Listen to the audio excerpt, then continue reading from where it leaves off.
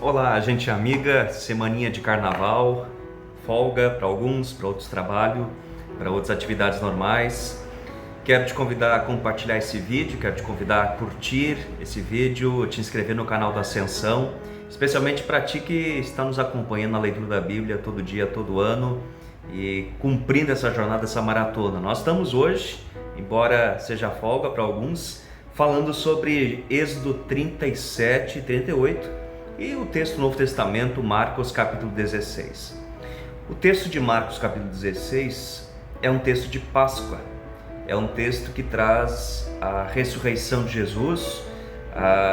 Alguns dos seus discípulos, algumas mulheres vão ao túmulo, não encontram mais a pedra diante do túmulo.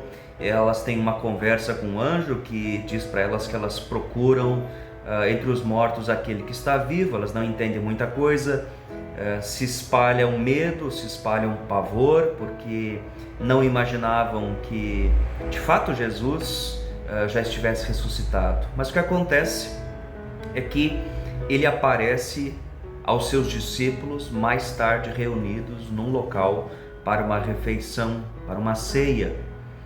E naquele momento ele faz alguma crítica muito dura. Ele censura a incredulidade deles, ele os questiona. Não é a primeira vez, né? No momento em que Jesus também acalmou uma tempestade no mar da Galileia, os discípulos estavam temendo, estavam apavorados, achando que iam morrer. E Jesus disse que eles deveriam vencer o medo e terem fé. Fé é a confiança de que Deus pode todas as coisas que Ele deseja.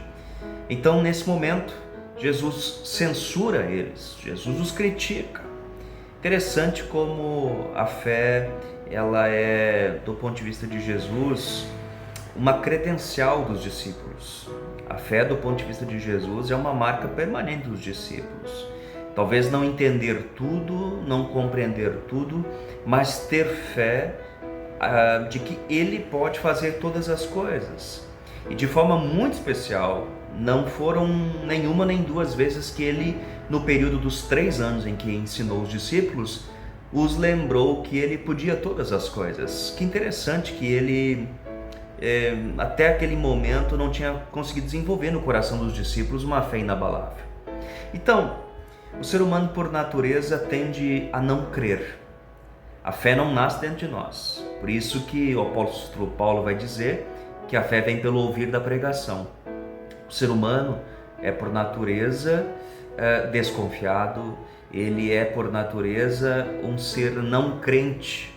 Ele, por natureza, não tem essa facilidade e essa predisposição de receber a fé. Por isso que vem a palavra do Evangelho, convence nossos corações. Por isso que foi no momento em que alguns dos discípulos, em que Jesus partiu o pão, que ele disse que ele era o ressuscitado, que eles entenderam.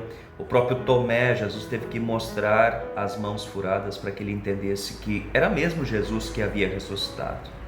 Então parta desse princípio. Quando você se pergunta por que algumas pessoas não chegam à fé, por que algumas pessoas duvidam, por que algumas pessoas não creem e têm inúmeras ressalvas com relação a Jesus, Bíblia e tudo mais, porque este é o status, é o ponto de partida natural do ser humano. A partir de Adão e Eva, nós nos tornamos inimigos de Deus, diz a palavra.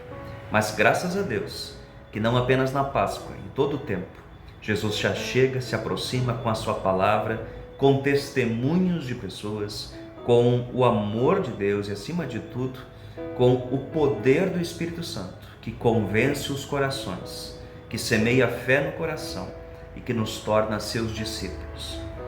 Que não sejamos censurados pela nossa falta de fé, mas que sejamos amados, adubados, encorajados, fortalecidos dia após dia, a não temer, mas a confiar de que Jesus Cristo não apenas ressuscitou, mas Ele vive e está entre nós e um dia retornará. Bom descanso para ti que pode, uma boa semana, Deus abençoe o nosso dia, até amanhã.